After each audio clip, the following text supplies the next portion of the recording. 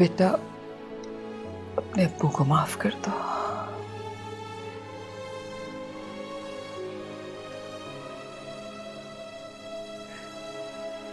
जो कुछ उन्होंने की उसके बाद में माफ कर दो। बाप है वो तुम्हारे, माफ कर दो मेरा बच्चा।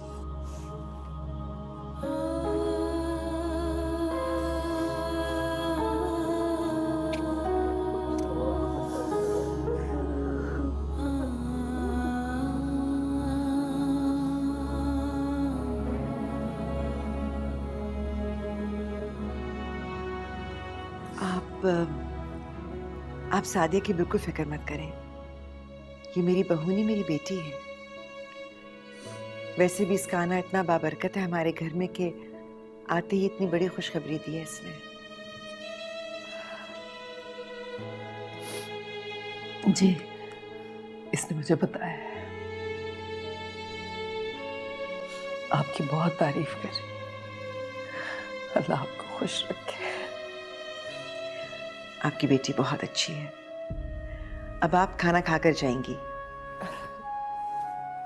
नहीं नहीं, मैं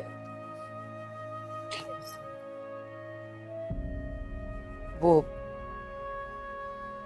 पहले ही बहुत देर हो गई है और मेरे यहाँ आने का किसी को पता नहीं चलना चाहिए।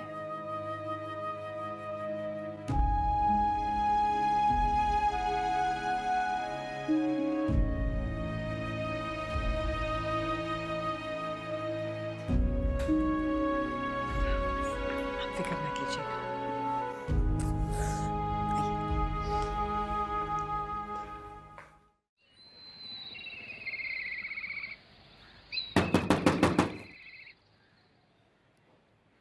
जीनत, जीनत,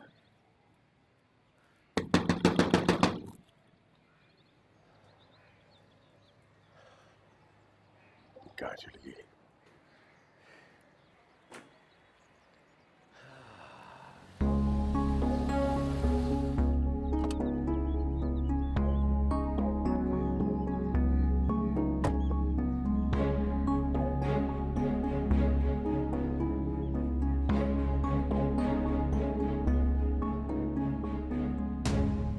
कहाँ गई थी तुम?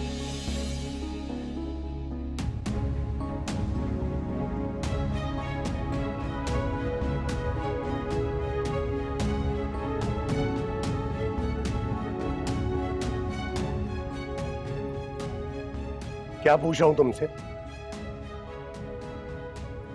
जवाब क्यों नहीं दे रही हो?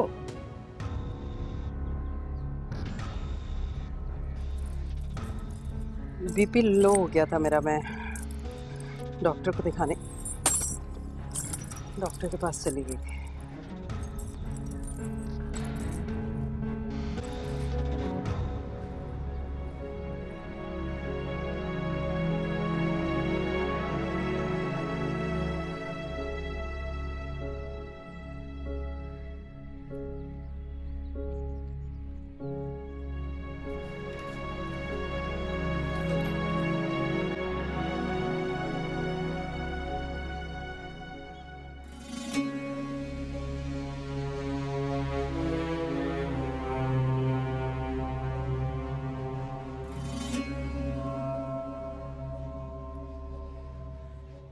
क्या बात है बेटा?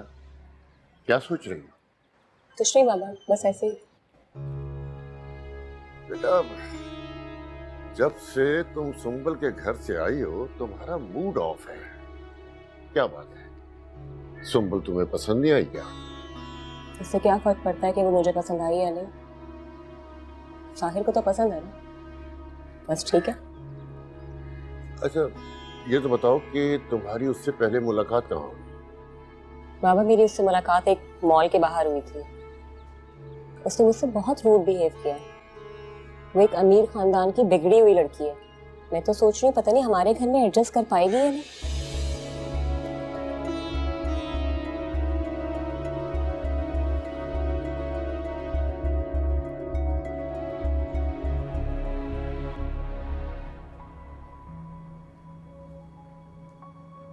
आप सादिया की बिल्कुल फिक्र मत करें। ये मेरी बहू नहीं, मेरी बेटी है। वैसे भी इसका आना इतना बाबरकत है हमारे घर में कि आते ही इतनी बड़ी खुशखबरी दी है इसने। शुक्र है परवरदिगार।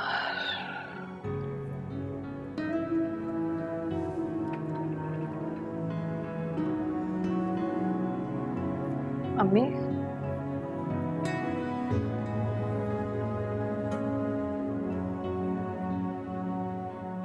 तबीयत ठीक है ना आपकी? सर में दर्द था मेरे, दवाई खाई है, बेहतर हूँ। क्या बात है, कुछ कहना है?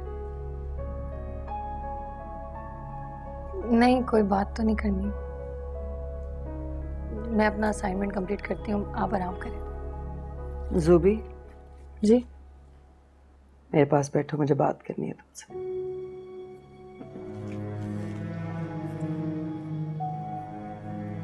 तुम्हारी पढ़ाई पूरी हो जाए तो हम सोच रहे थे तुम्हारी शादी करते हैं। किसी ने कुछ कहा है आपसे? किस बारे में? मतलब अचानक आप लोगों को मेरी शादी का ख्याल कैसे आ गया?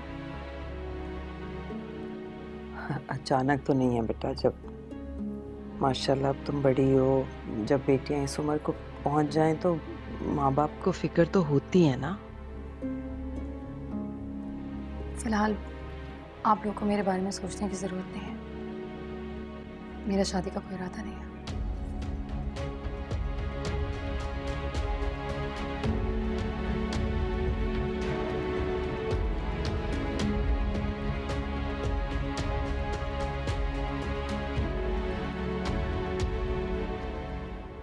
सारा दिन किस अजियत में गुजारा मैंने, इस बात का एहसास है तुम्हें?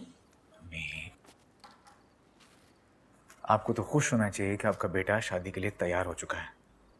मगर वो लड़की मुझे कबूल नहीं है। यानी कि आप मुझे बताना चाह रही हैं कि आपको मेरी खुशी कबूल नहीं है? अहमद, तुम आखिर समझते क्यों नहीं हो? अरे जहां पर धोखा और अजियत मिली है वहां पर दोबारा ताल्लुक जोड़कर मैं अजियत बर्दाश्त नहीं कर सकती। इतनी सख्त नहीं है मुझ में। वो एक दूसरे से बहुत मुख्तलिफ हैं।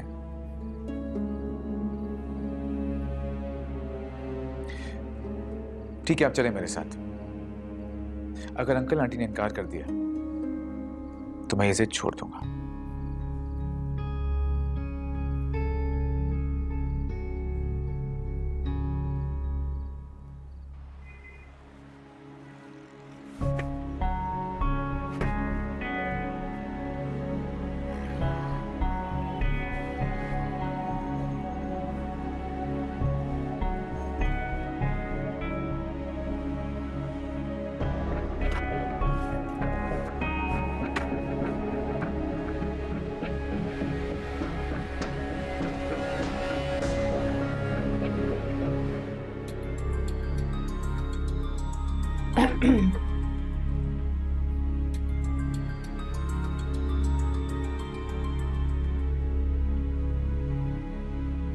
हेलो, तुमने मेरा नंबर ब्लॉक किया? क्योंकि मुझे तुमसे बात नहीं करनी। आज के बाद मुझे फोन मत करना हुआ।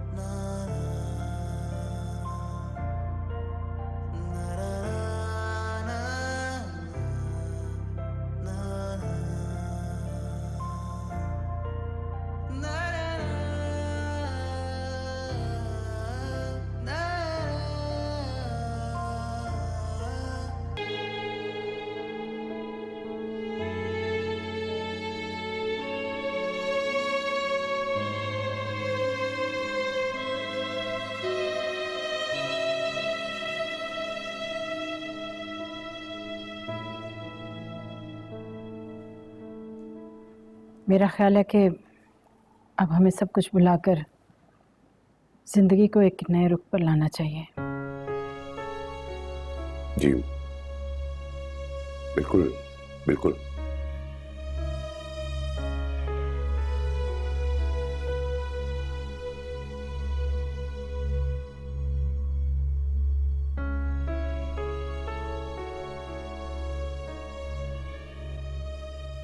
वो भाई साहब, मैं आज एमर के लिए जुबी को मांगने के लिए आई थी।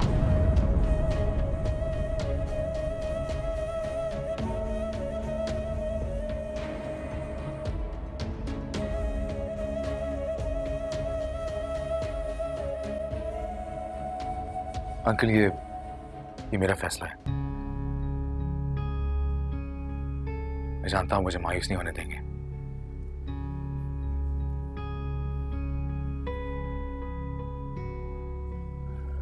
अमर बेटा, देखिए अंकल, अगर आपके दिल में मेरी जरा सी भी इज्जत है तो। थोड़ी सी नहीं बेटा, बहुत ज्यादा इज्जत है। लेकिन जूबी शायद इस रिश्ते के लिए तैयार ना हो।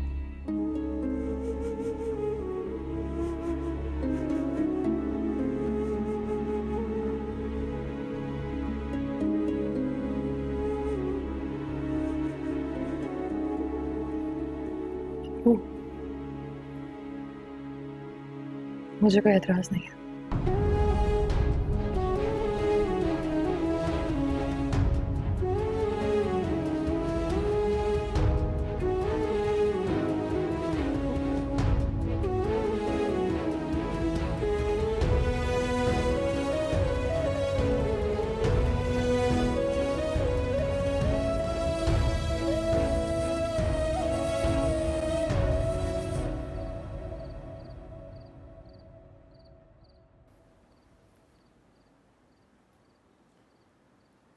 क्या सोच रहे हैं?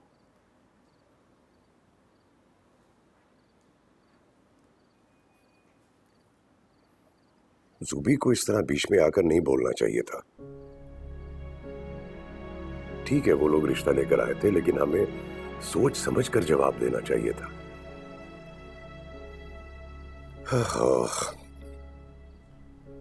जूबी ने हमें बोलने का मौका ही नहीं दिया।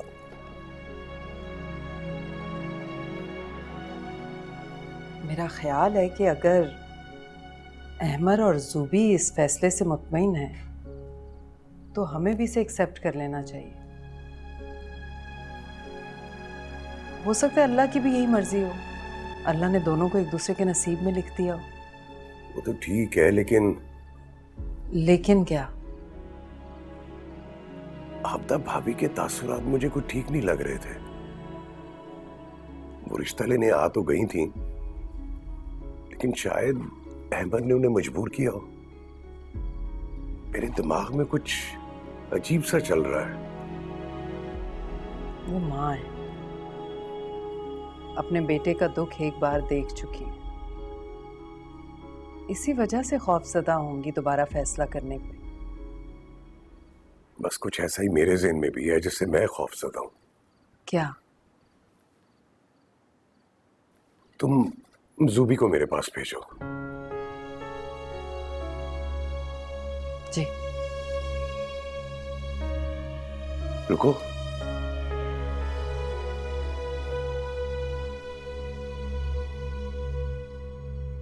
शायद मैं उससे खुलकर बात ना कर सकूं। तुम मुझसे बात करो,